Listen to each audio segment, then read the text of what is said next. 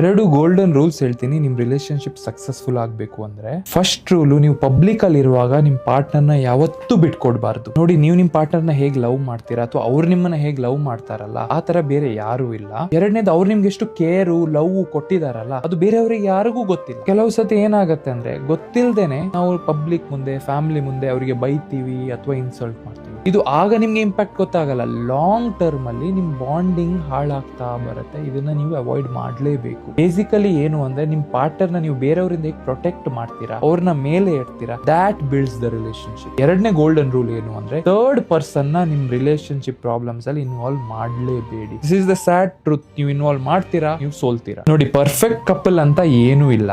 ಅಕಸ್ಮಾತ್ ನೀವು ನಿಮ್ ಪ್ರಾಬ್ಲಮ್ ನ ಥರ್ಡ್ ಪರ್ಸನ್ ಹತ್ರ ಹೇಳ್ತೀರಾ, ಆಗ ಅವ್ರು ಏನ್ ಮಾಡ್ತಾರೆ, ನಿಮ್ ಪರ್ಸ್ಪೆಕ್ಟಿವ್ ನ ಮಾತ್ರ ನೋಡ್ತಾರೆ, ಮತ್ತೆ ನಿಮ್ಗೆ ಸಪೋರ್ಟ್ ಮಾಡ್ತಾರೆ. ಅದು ಬಿಲ್ಡಪ್ ಆಗ್ತಾ ಹೋಗಿ ಪ್ರಾಬ್ಲಮ್ ಇನ್ನೂ ದೊಡ್ಡದಾಗುತ್ತೆ. ಇನ್ ಕೇಸ್ ಏನೋ ಪ್ರಾಬ್ಲಮ್ ಇದ್ರೆ, ನೀವು ನಿಮ್ ಪಾರ್ಟ್ನರ್ ಒಂದು ರೂಮ್ ಅಲ್ಲಿ ಕೂತು ಇದನ್ನ ಸಾರ್ಟ್ ಔಟ್ ಮಾಡ್ಕೋಬೇಕು. ಬೇರೆ ಯಾರು ನಿಮ್ ನಡು ಬರಬಾರ್ದು. ಯಾಕಂದ್ರೆ ಈ ರಿಲೇಶನ್ಶಿಪ್ ಸ್ಟಾರ್ಟ್ ಆಗಿರೋದು ನಿಮ್ಮಿಬ್ಬರ ನಡುವಲ್ಲಿ, ಅಂಡ್ ಇದು ಕಂಟಿನ್ಯೂ ಆಗೋದು ನಿಮ್ಮಿಬ್ಬರ ನಡುವಲ್ಲಿ. ಸೊ ಬೇರೆ ಯಾವ ಥರ್ಡ್ ಪರ್ಸನ್ಸ್ ನಿಮ್ಮ ಮಿಡಲ್ ಅಲ್ಲಿ ಬರಬಾರ್ದು. ಸೊ ಈ 2 ಗೋಲ್ಡನ್ ರೂಲ್ಸ್ ನ ಫಾಲೋ ಮಾಡಿ, ನಿಮ್ ಪಾರ್ಟ್ನರ್ ಯಾವತ್ತೂ ಲೋನ್ಲಿ ಫೀಲ್ ಮಾಡಲ್ಲ, ಅಂಡ್ ನಿಮ್ ರಿಲೇಶನ್ಶಿಪ್ ಯಾವಾಗ್ಲೂ ಸ್ಮೂತ್ ಆಗೋಗುತ್ತೆ.